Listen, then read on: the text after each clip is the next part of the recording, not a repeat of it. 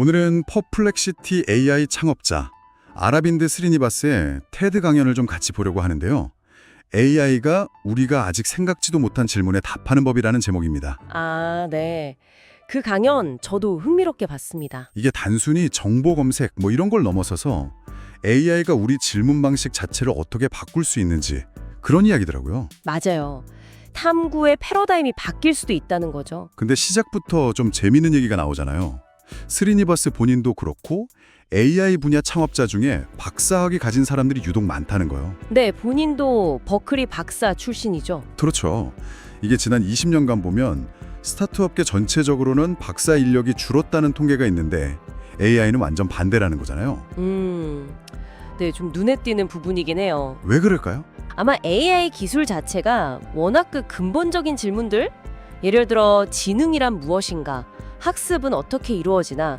이런 깊은 탐구를 요구해서 그런 게 아닐까 싶어요. 그러니까 단순 응용 기술보다는 학문적인 깊이가 더 중요하게 작용하는 거죠. 물론 이게 계속될 추세인지는 스리니바스도 좀 더 지켜봐야 한다고는 했지만요. 그러면서 이제 학자 출신 창업의 대표 주자로 구글을 딱 언급하잖아요. 25년 전에 인공지능이 구글의 최종판이 될 거다. 어떤 질문에도 답할 수 있을 거다. 와, 진짜 어떻게 저런 생각을 했을까요? 정말 대단한 예측이었죠. 근데 재밌는 건 정작 스리니바스는 창업하면서 기존 검색 엔진의 한계를 느꼈다는 거잖아요. 맞아요. 그 당혹스러운 상황. 링크는 수두룩한데 정작 원하는 답은 찾기 힘든 거. 아주 진짜 공감했어요. 맨날 검색하다 길 잃거든요. 그러니까요. 정보의 홍수 속에서 허우적대는 느낌이죠. 그래서 직접 답을 딱 주는 퍼플렉시티를 만들었다는 거고요. 어떻게 보면 레리 페이지의 그 비전이 좀 다른 형태로 실현되는 셈인데 중요한 차이가 있죠.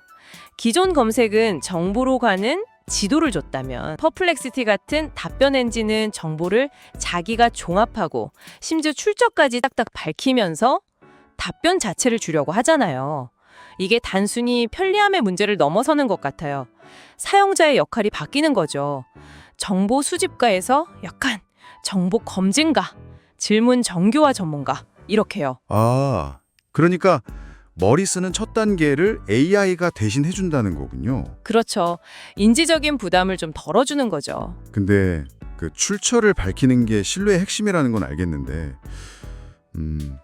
AI가 막 요약하고 재구성하다 보면 혹시 원래 글의 미묘한 맥락 같은 거? 그런 거 놓칠 수도 있지 않을까요? 그거 아주 중요한 지적입니다. 결국 또 사용자가 출처 찾아 들어가 봐야 하면 이게 효율성이 좀 떨어지는 거 아닌가 싶기도 하고요. 네, 맞아요. 그게 현재 기술의 한계이기도 하고 앞으로 풀어야 할 숙제죠. 그래서 출처 표기가 더더욱 중요해지는 거고요.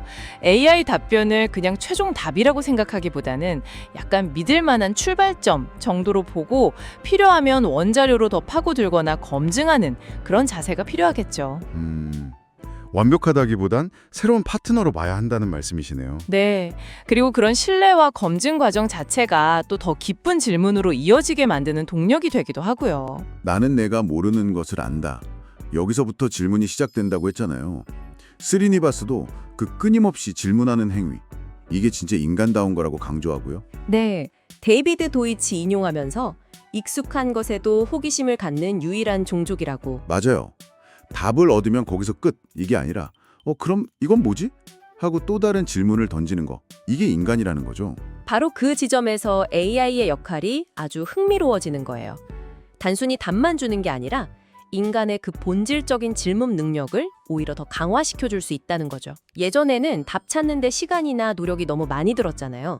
근데 이제 그 장벽이 확 낮아지니까 질문하고 답 얻고 또 질문하는 이 순환 속도가 엄청 빨라지는 거죠.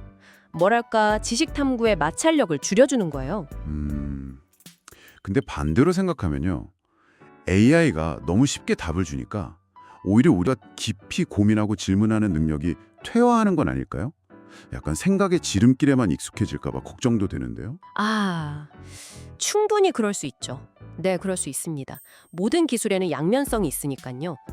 그래서 AI를 잘 활용하는 능력 못지않게 비판적으로 생각하고 좋은 질문을 설계하는 능력이 앞으로 더 중요해질 거라는 거죠. 스리니바스가 말하는 지식 접근의 민주화도 사실 그런 맥락에서 봐야 해요. 뭐 하버드 고수든 개발도상국 학생이든 똑같은 수준의 답변을 얻을 수 있게 된다면 네. 이제 중요한 건 정보를 갖고 있냐 없냐가 아니라 그 정보를 가지고 어떤 독창적인 질문을 던지느냐 이게 된다는 거죠. 아하. 지식 얻는 비용은 거의 0에 가까워지니까 질문의 가치가 더 커진다. 바로 그겁니다. 질문의 퀄리티가 중요해지는 거죠. 결국 AI 덕분에 우리는 답변 찾는 노동에서 좀 벗어나서 더 본질적이고 창의적인 질문에 집중할 시간을 벌게 된다 이런 얘기군요. 스르니만스가 그 건강보험 질문 예시든 것처럼요.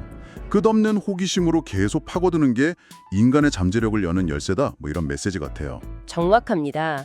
AI는 인간의 호기심을 대체하는 게 절대 아니고요. 오히려 증폭시키는 도구가 될 가능성이 큰 거죠. 모든 답변이 다음 질문으로 가는 문이 되고 탐구의 길이 막 무한히 뻗어나갈 수 있게 되는 거예요. 와, 그러니까 기술의 미래는 결국 인간 호기심의 미래는 뭘까? 이 질문이랑 아주 깊게 연결되어 있다고 봐야 합니다. 오늘 이야기를 쭉 들어보니까 결국 AI 시대에는 좋은 답을 찾는 능력, 뭐 그것도 중요하겠지만 그 이상으로 좋은 질문을 던지는 능력이 핵심이 된다는 거네요. 네, 그렇습니다. AI는 우리의 그 타고난 호기심을 더 강력하게 만들어줄 수 있는 어쩌면 최고의 파트너가 될 수도 있겠고요. 그렇죠. 그렇다면 이제 우리는 이런 질문을 던져볼 차례인 것 같아요.